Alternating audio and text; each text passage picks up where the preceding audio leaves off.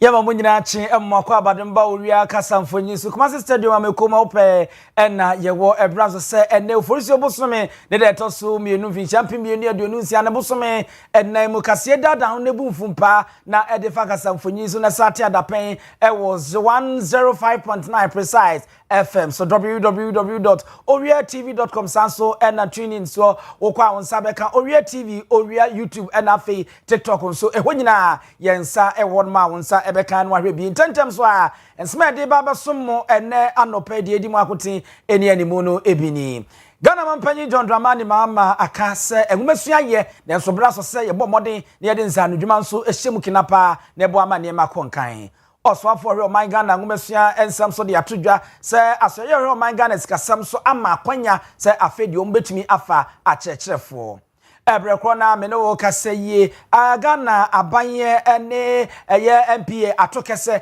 a ni nyina mu no eye 24-hour economy no ayede mu enchemu yede ebremu abusiafo pi ka we ho ene aye ne se Kaseɛ no pay yede eba abesom yemfa na ase yemfa madwabe rura banka wonmo edisika dosopo aso yasen na yetimi de Kaseɛ yede ebremu fisi aduana ba akuni wonmo dwopa boko womo si womu kuta koto ene asewa womo ede eba chese sikasem die omoye obopon ewomu nti bomoden nafa wasem fakoda wo no na ne mentimi nkonkan bese a wo pe na de ahye odwadie mu kina amna ye fefefe no bomoden na wonma mo bisa enso na fixed deposit 3 months 6 months and 12 months no wo mo de na ye pa mfa so wo mu no nyem fa so keto a eno nti ko na koye bi na fa osika ekoto wo no mo e ma revisa wo mo ton shares no a wo nso betimi akoto bi no aye hye woda na no kra de akwanye wo mu na de pa ehun nya se obetu anamo no akọ wo mo office awodo ni nyina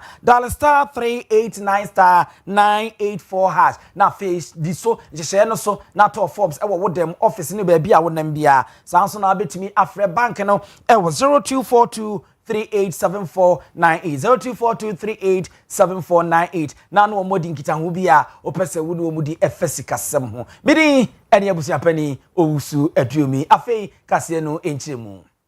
abasobodi echenchenche bi ekoso na sa ene enam so amene me ne wo Kaseɛ wosofo ohwe nwomesua ensem so ede nsem bebre ene de ababa betudwa ne nsem a wode etudwa no efa ekwan a ene ye me ne wo Kaseɛ asoye a won hwe sikasem ensem so finance ministry won mama kwanye na afeye won mama akwanya se nwomesua so eni betimi afa akyerkyerefo ama wo makọ akwakyerade ewo meaye ahodo na eno no nyamfo a woda nwomesua ano Haruna Idusu di tudwa wo kyeremu se anya hwe na akyerkyerefo besempem so de won mo ebefa na oforisuo busu bi de toso edu no eno mbema kwanye biemu ama obi a wo se fata bia no do nkrata asem akọ ebiemu no akonya beko e de ama won mu a won mpese nkurase ne ntwodo ne ntwada so no won mo kokọkyerade no mo so etimi akọ into a demographic dividend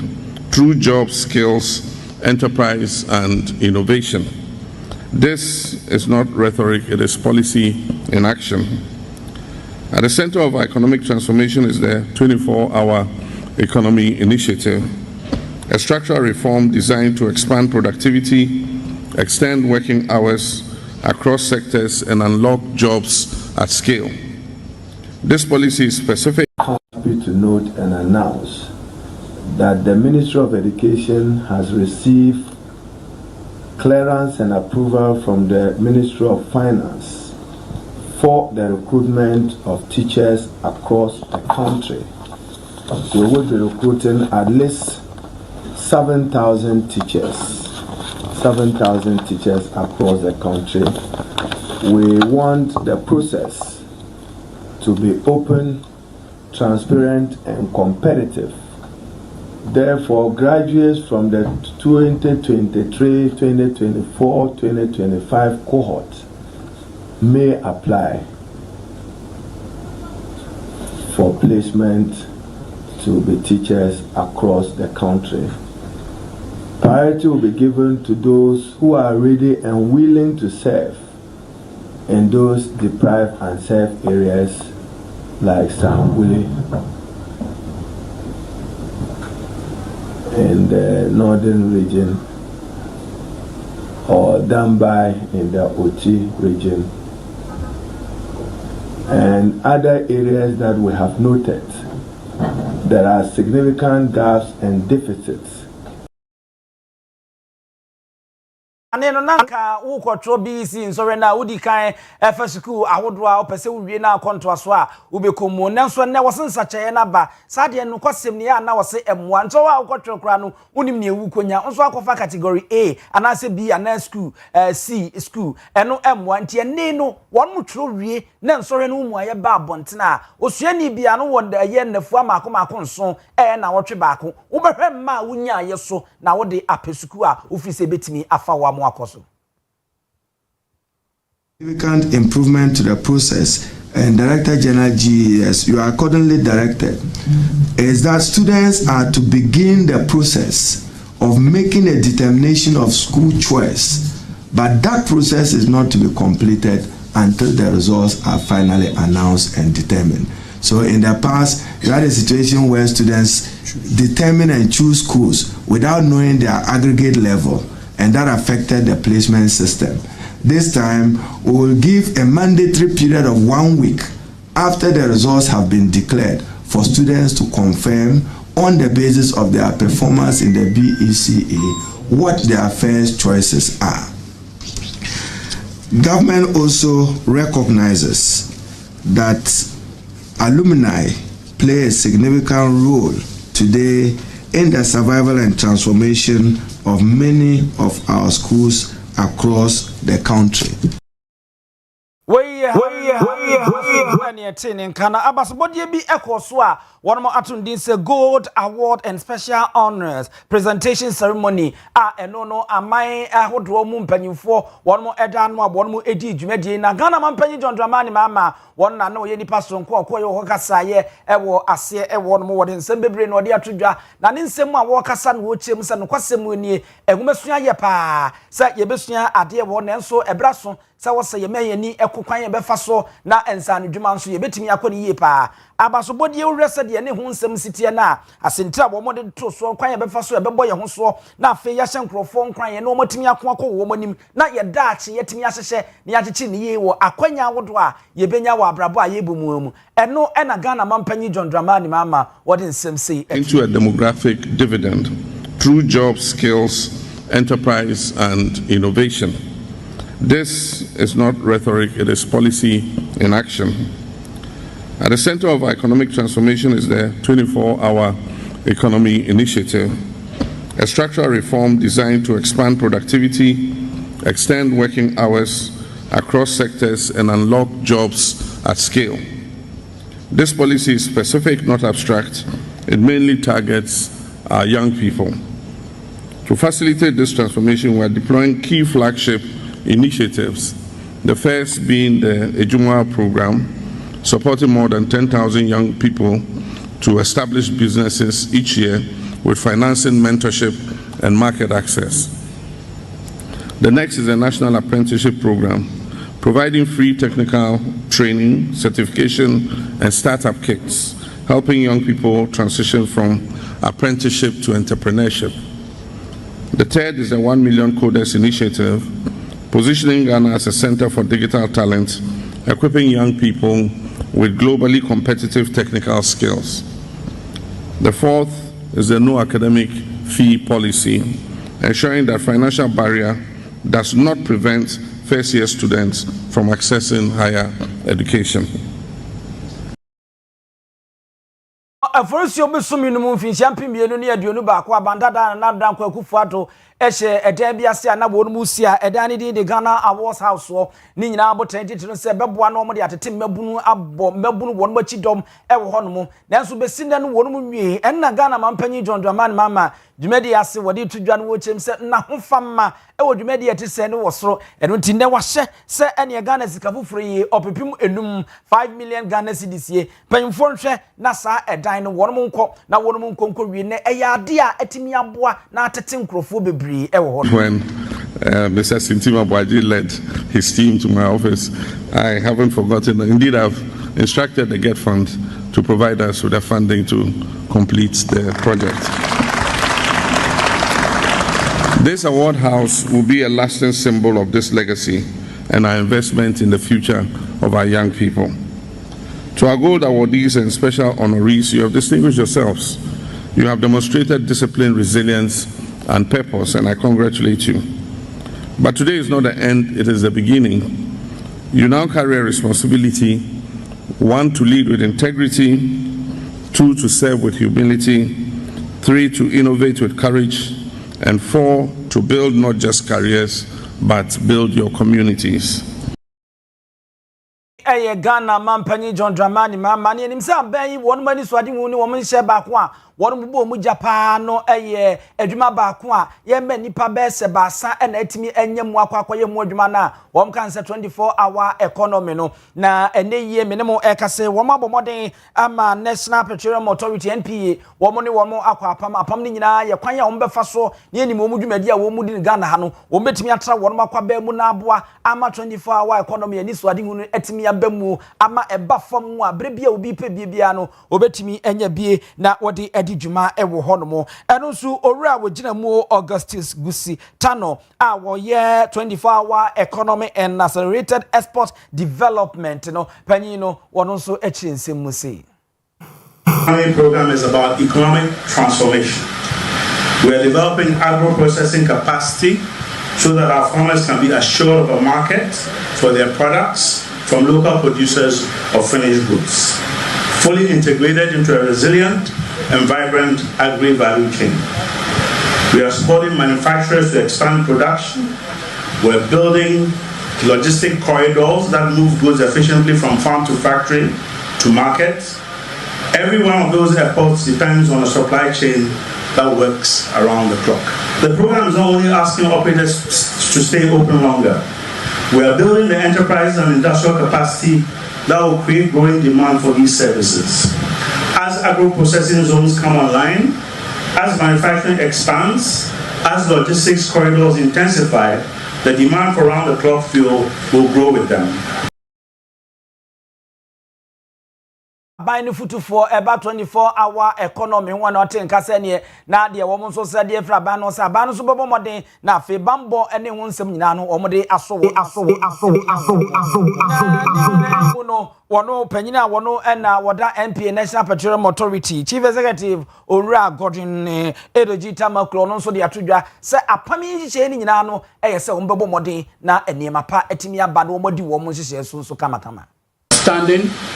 between the National Petroleum Authority and the 24-hour Economy Authority. It marks the beginning of a transformative journey. Our sector have largely been limited to specific working hours. This has resulted in inefficiencies in the supply chain, missed economic opportunities. Abusia ora ononyamfo Godwin Edogita Makro National Petroleum Authority panyina wodano na yetini nke yenko abane nkuntabudie enso ase ne yenkwohwe ora Idrisi ensama ode atodwa ede afo manga na sikasemu yenim se free se abanyi ba ye brano ekọ animu free se nanada nkwa kufu adom befa o man inflation zatem wo mo ede kọ ya akodu wo hanyi chemu aduonu miensa na wo sa ateba afom abra wo no kọ na aka aduonu miensa abanyi ba ye no egusu a ehwan sa na na ode etwa mu okra no na wo hanyi chemu no miensa echi po miensa eneme no kasei asatwan ade abafom aba begina wo hanyi chemu no miensa echi po mienu na chese de ekade a che nyinya ne se wo ma ne sikasam ne sese de ntua titie no ene me ekoyi na no na wo de bosome ene bre no abro no nkontabudie enuane ayeto de enye nuane de ye krade frama no ne ba de ye fie ahanso ye no ehon nkontabudie sese wo de no nso ho abetudwa ne no nso opanyi no ebu akontachi. In March 2026, year-on-year inflation slowed to 3.2%, down from 3.3% in February 2026.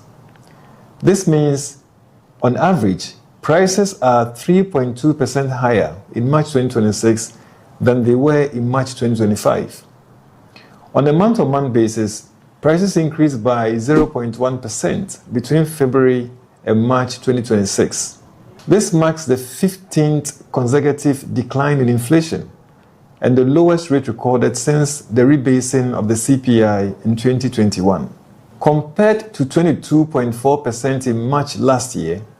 inflation has dropped significantly, showing a clear path towards stability. Now let's look at the drivers. Food inflation declined to 2.3% from 2.4% in February. And food prices actually fell by 0.3% over the month. That's between February and March 2026. Nkonta budie na adodani na yete ne nka wabu nkonta ede acheye ewo honom yento akase no so na yemfa ebamo ababetodwa wo public account committee wonom atrase wo mo yenhwemu tototo nipa no na yehu ne ma ede hyehye wonom nsa no puma sibre ne nkonta budie na no na ababetodwa se anuanom mienu de yema wonom sika se anuanom banu wonom fa nkosi agya na bia anya hwe benya baabi ne akoye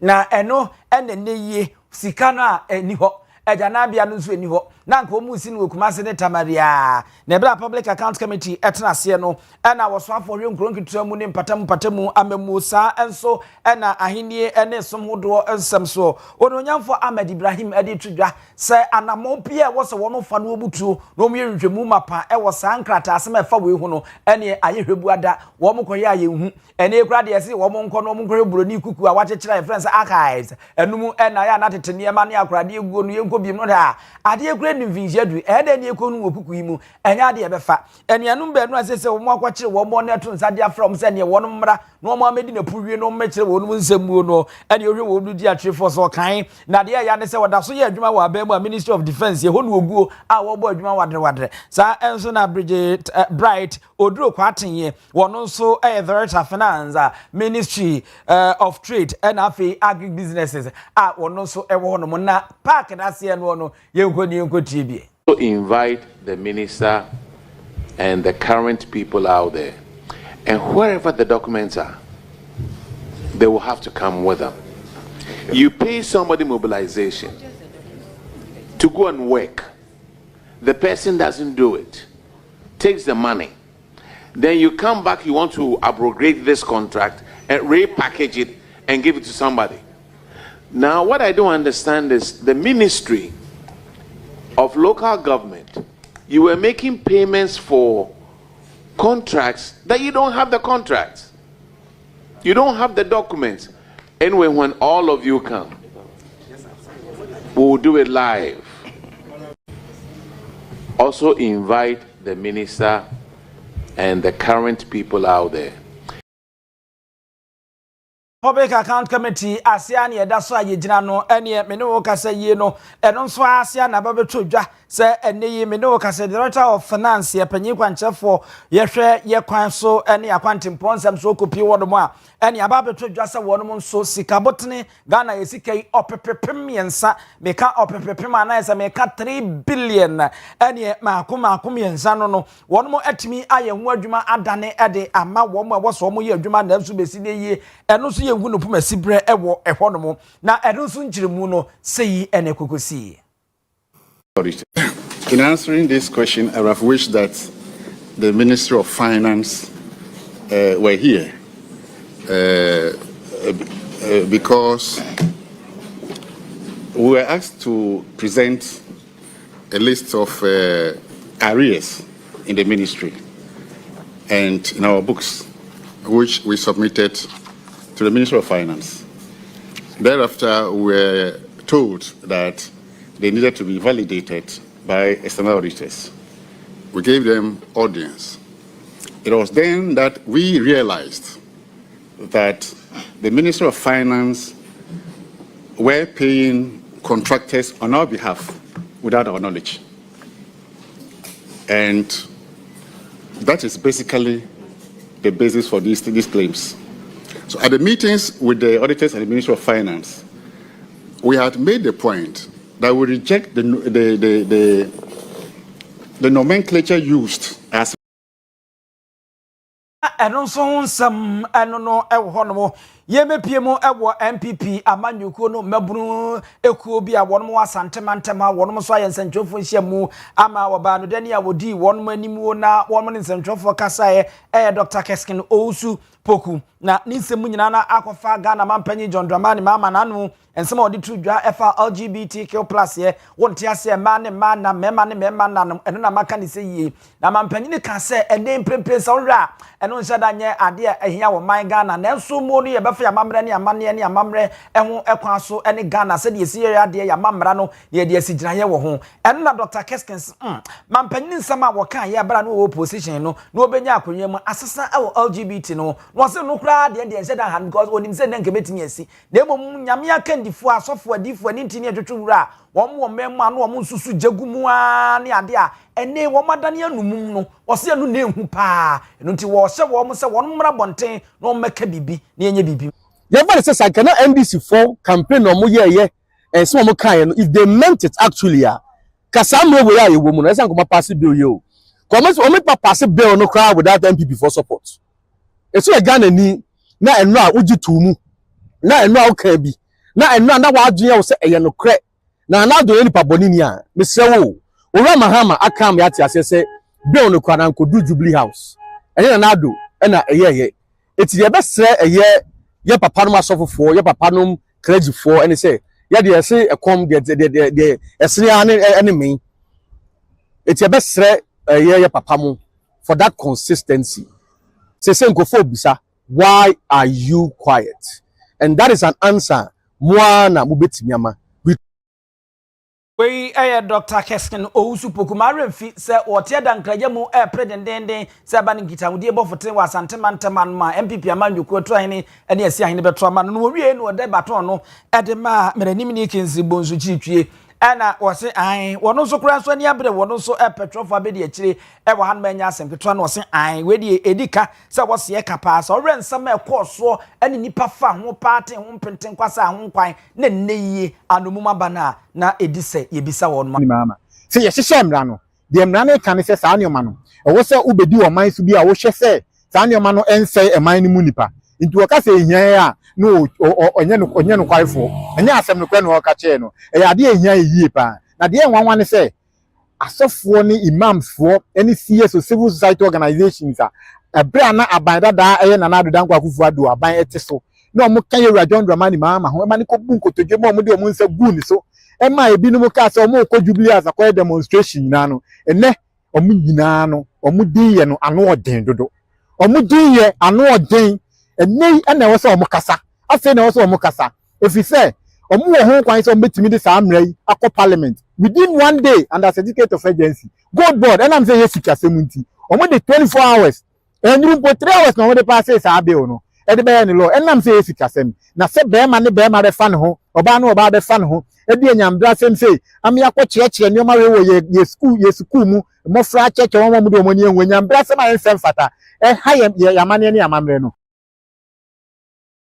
yenko Zimbabwe ne Ghana minor to kaseda ni nyina mu no ebae inaugural ministerial meeting eno permanent joint commission for cooperation ne PJCC na we no ya say aswafo awodo ani ntini atwetwe wuro won mo mutiri mu bobbe mu no mo atwahye mu na won mu didi nkoma okujeto abrakwade atodwa sa pamo a ene kesa Zambia ena fe Zimbabwe momu ene Ghana akono no de hia pa ne se wo mu de nwumma ene dwadie ene ebesi wo mo ni so no mo timi abo adwuma amane ma akonka ama ni mienu. Distinguished officials, in an increasingly complex international environment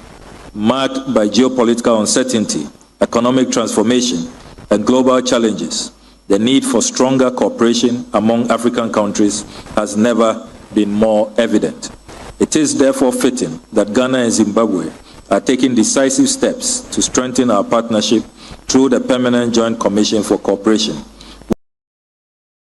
Nyina muno ana Zimbabwe mino opanyina wogiremu edema wo mama no ne esoafo na afeye edwadie ayekoso wadwama ahodo so obinfumo kunyini amomawura wono so de toso se enokre sa amamienu ka bom se ya ewo se ensuo ni kwase ho kwa atwe ewo se nipa yie yo yehwe ewo se aduane nso etimi eba wo no mo eno nti woni owura Sami Okujeto ablakwa ya adwen se kwan ya wo mafa so maka bom yi mo mane ne wo ma no keke ne mum omfa mpre se ne be nipa yie yo Deliberate during this inaugural session of the Joint Permanent Commission on Cooperation, our collective responsibility is to ensure that the agreements reached translate into practical programs, measurable outcomes that benefit our peoples. As we look ahead to the forthcoming state visit of His Excellency President Emmerson Mnangagwa, We are confident that our discussions will provide clear strategic direction for deepening Zimbabwe-Ghana cooperation. Usia na jese opanyina yetene nka amomawura ene no Zimbabwe wonmo ama no ne soafo na afedwade ekoso wa aman wodo aboda wonmo no ewie ni ejina so na Kaseɛ Adwabenwura bank so yasene ema wosemfo panyimpa Benedict Asante yebo asemu kuku ajando akoso somua MCR a birthday girl ya Grace happy birthday to you afisa se na bibia konkan na mprekonam na do so honomo Simon enso ewo honomo na afi nana ya PK studio manager mpajo momodan na mompepre konkwai bi na momfamra ne mfama ya Grace no mfani momfa pa no nkan ho odi pa no che wo momu yesam na nkasa midi ni abuzia pani osu eduom yes also ama omahene ya adubuache edi oriade che no avremo